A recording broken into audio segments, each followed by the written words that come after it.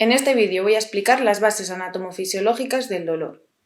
El proceso neurofisiológico de la nocicepción presenta estos 4 componentes. El primer paso es la transducción, en la que se produce la activación de los nociceptores por el estímulo nocivo periférico y se transforma en eléctrico.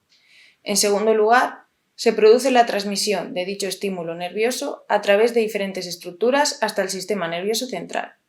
A continuación, se produce la modulación del estímulo mediante un control nervioso descendente y mediadores neurohormonales.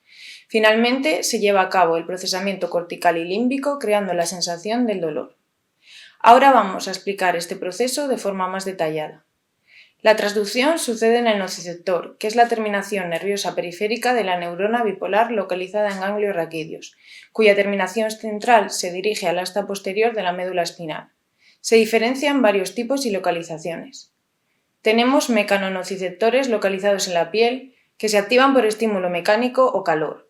Los receptores polimodales, que están distribuidos ampliamente por todos los tejidos y responden a estímulos mecánicos, térmicos y químicos. Los receptores viscerales, que son fibras amielínicas que forman parte de las aferencias de los nervios simpáticos y penetran en las astas posteriores de la médula espinal. Y los receptores silenciosos, que responden a modificaciones producidas en los tejidos por el proceso inflamatorio. Los nociceptores pueden ser activados de forma directa mediante los distintos estímulos que hemos comentado, pero también indirectamente por sustancias químicas liberadas localmente tras la isquemia tisular, por un proceso inflamatorio y el espasmo muscular, por ejemplo. Además, la respuesta de los receptores se puede ver modificada por 2 mecanismos que son la sensibilización y la fatiga. La sensibilización consiste en un descenso del umbral de los receptores que conlleva un aumento de la respuesta. Por otro lado, la fatiga consiste en una disminución de la respuesta por estímulos mecánicos repetidos. Pasamos a hablar de la transmisión, que es el segundo escalón en este proceso neurofisiológico. El dolor se produce cuando llegan a distintas áreas del sistema nervioso central estímulos a través de vías neuronales aferentes. La neurona aferente motora está localizada en ganglios de raíces posteriores. Su axón se bifurca y un extremo va al tejido periférico que inerva y el otro al asta de la médula espinal.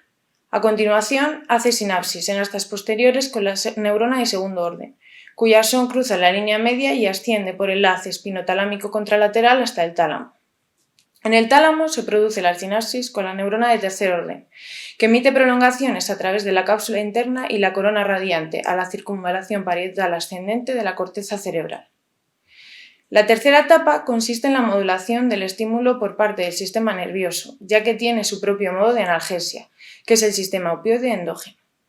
El encéfalo inhibe la transmisión del dolor mediante este sistema a través de 2 mecanismos. En primer lugar, desde varios centros nerviosos descienden impulsos por el haz dorsolateral hasta el asta posterior de la médula, generando la inhibición de la transmisión de la información dolorosa.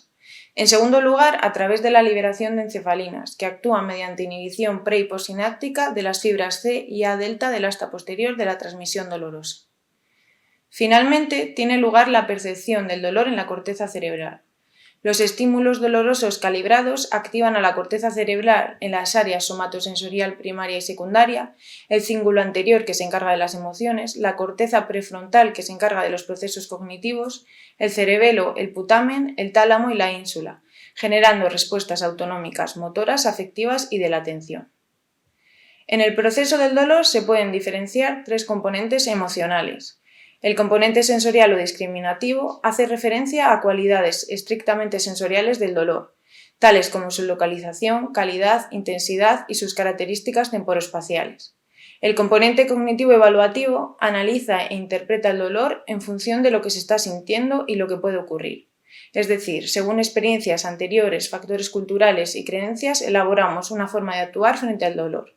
Y el componente afectivo-motivacional recoge la parte afectiva que acompaña a la sensación dolorosa, como es el sufrimiento, la ansiedad, la depresión, el temor, la angustia. Estas respuestas están relacionadas con experiencias dolorosas previas, con la personalidad del individuo y con factores socioculturales.